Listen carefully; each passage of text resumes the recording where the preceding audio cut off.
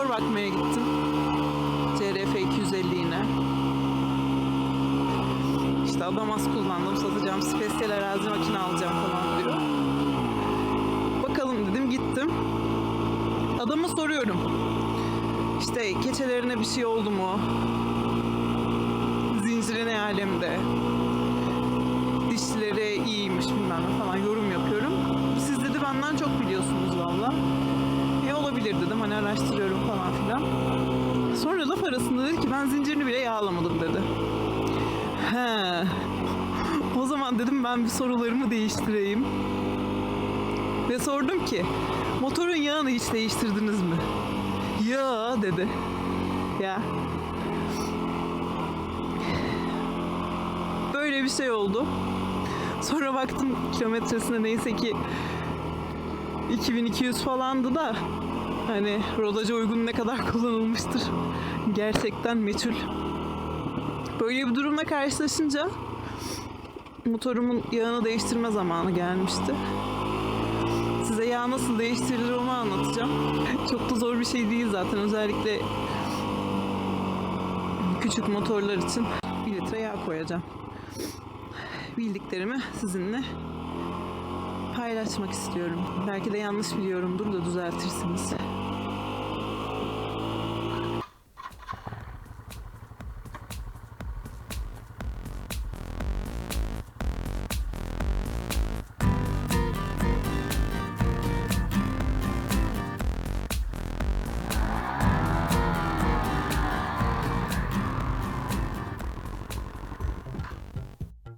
Öncelikle kendimize kapalı bir alan buluyoruz çünkü hava çok soğuk.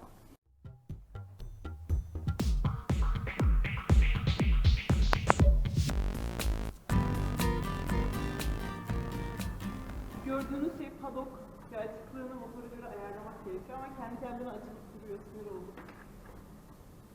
Olmadı gene bakıyorum.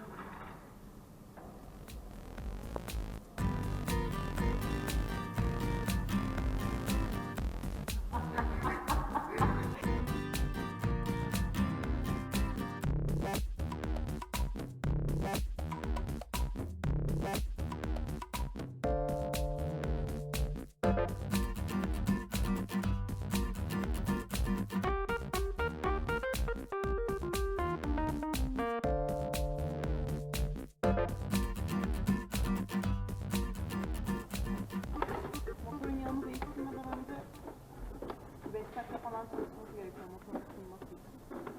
Ama özellikle soğuk havalarda sıcak olmaması gerekiyor. Çünkü yağı sırtımda taşıdım. Yağ soğuk şu an. Ve çok ısınmış bir motorda olan fazla soğuk bir yağ koyarsam her tarafını patlatabilirim. Önce hava alması için alttaki civatayı açmadan önce üstünü açıyoruz çünkü içeride bir vakum var. Onu çıkarmamız gerekiyor. Ve motor bloğunun içine direkt baktığı için bunu böyle küçük yerlere koymuyoruz. Motoru ısıtmıştık ama çok sıcak bırakmamıştık. Şimdi de alttaki yağ boşaltma civatasını gevşeteceğim. Ve elim kolum her tarafı yağ içinde kalacak. 17 numara anahtar.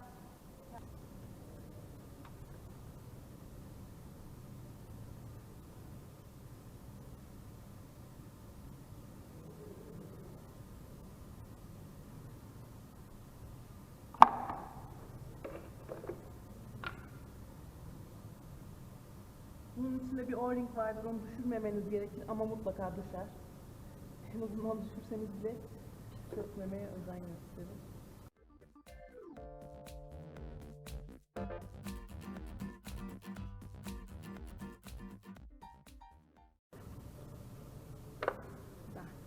İçine düştü. Bu böyle bir 5 dakika falan akacak. Bitene kadar bir çay kahve falan içeceğiz bu arada. Bunu böyle güzel güzel temizliyoruz.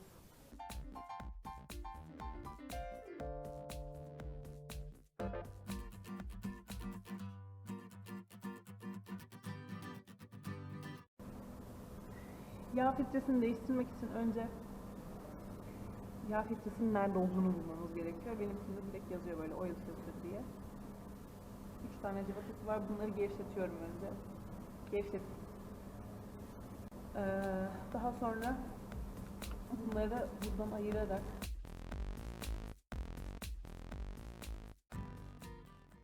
kenara koyuyorum. Ve açarken dikkat ediyorum çünkü oradan da yağ dökülüyor.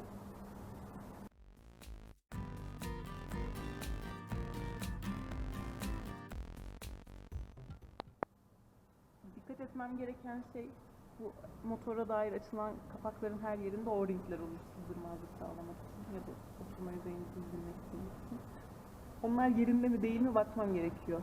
Dıştaki yerinde. Ben biliyorum ki bunun içinde bir tane daha küçük var. Yağ filtresini böyle çekip alabiliyorum. İçindeki yerinde duruyor mu? Bununla mı gelmiş? Düşecek mi? Bakıyorum. Yerinde duruyor. Düşecek bir şey yok. Ben motorun bakımlarını zaten normalde olması gerekenden çok daha sık yaptığım için yağ filtresini 2 yağ değişiminde bir değiştiriyorum.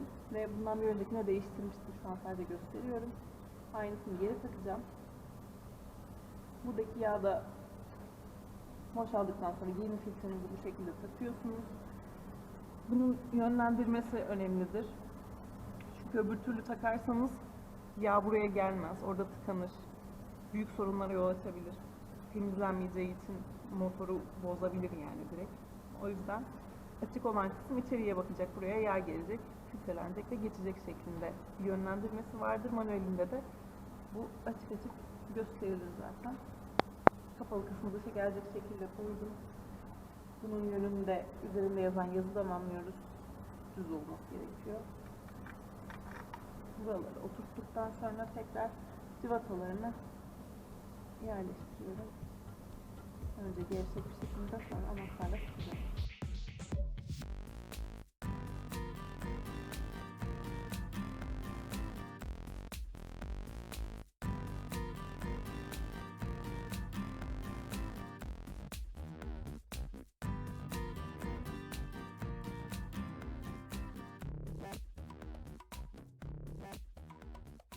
Gerçekten acayip pis çalıştığımı fark ettim bu arada. Bakın olduğu gibi her yeri yağ oldu ya. Balata spreyi var mı balata spreyi? Balata spreyi Efe'de olması lazım. Gördüm ben orada var. Yağ da artık damla damla akmaya başladı. Oldu bence. Bu tork anahtarı. Daha doğrusu anahtarımızı takacağımız torku ölçen bir alet. Kendisi elektronik. Bu yüzden sizin uyguladığınız kuvveti ölçüp önceden ayarladığınız, vermeniz gereken kuvvete ne kadar yakın olduğunuza bakarak yaklaştığınız zaman uyarı veriyor. Böylece vermeniz gerekenden fazla kuvvet vermemiş oluyorsunuz. Her motorun manueli de yazar. Yani her cıvata için olmasa bile en azından yağ değiştirmek için kullandığınız cıvata mutlaka yazar. Benimki 25'e 30. Bu şekilde açılıyor. Tamam.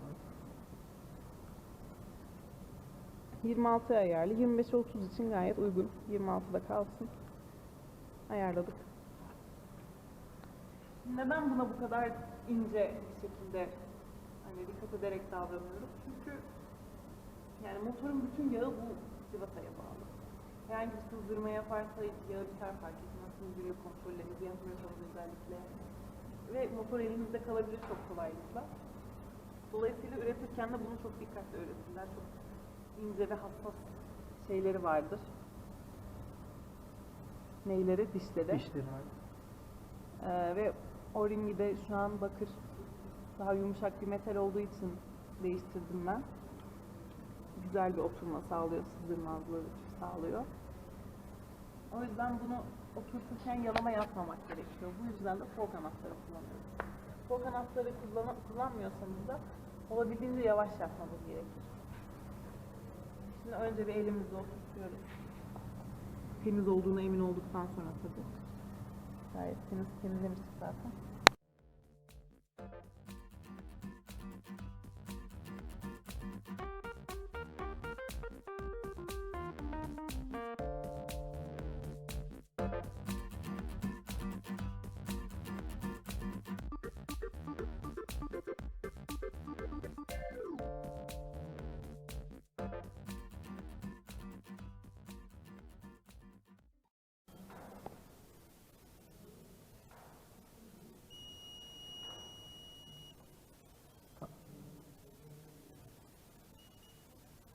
yaklaştıkça yeni veriyor.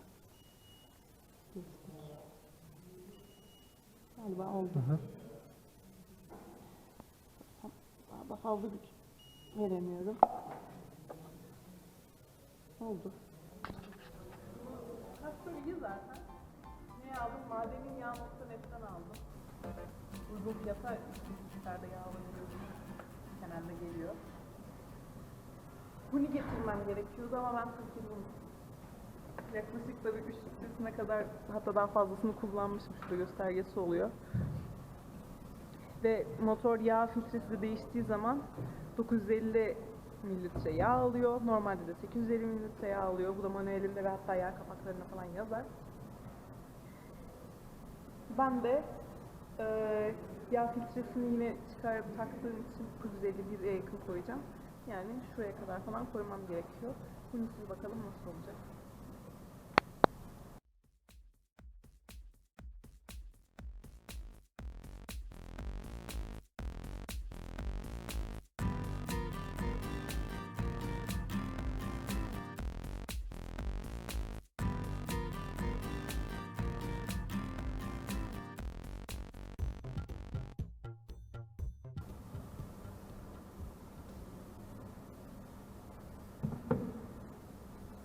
Doldu bak. Ne kadar dolu şu an. Bal rengi. Burada motor yağının renginin farkını da görüyorsunuz. Bu yeni arkadaş. Eski arkadaş pis. Herhalde hemen bir iki kilometre oluyor böyle herhalde. Vallahi oluyor olabilir. Bir anda yanıyordur. Muhtemelen o kadar sıcak oluyor ki. Ve son olarak kapağını kapatıyoruz. Bir arkadaş motorun yağını değiştirdikten sonra kapağını kapatmadan olmuş mu diye niyeyse çalıştırmış motoru. Ne olduğunu tahmin etmek istemezsiniz. Bütün odanın her tarafı o kadar yüksek bir RPM'le dönüyor ki her taraf yağ olmuş yani. Bilmiyorum, artık kendilerine balata spreyine falan basmaları gerekiyor. Bunu elimizle kapatıyoruz. Çok da sıkılıyor.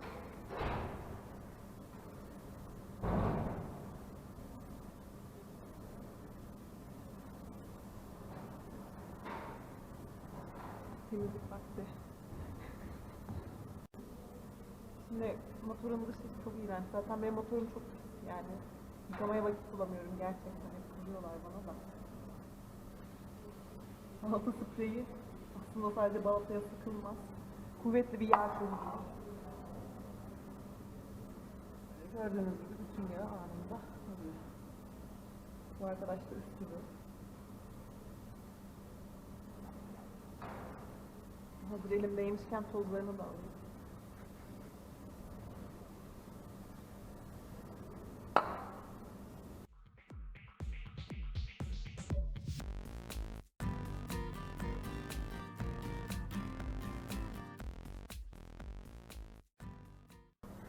Böyle işte, yani uzay mekiğinin yağını değiştirmiyorum. Ben bile değiştiremiyorum gördüğünüz gibi.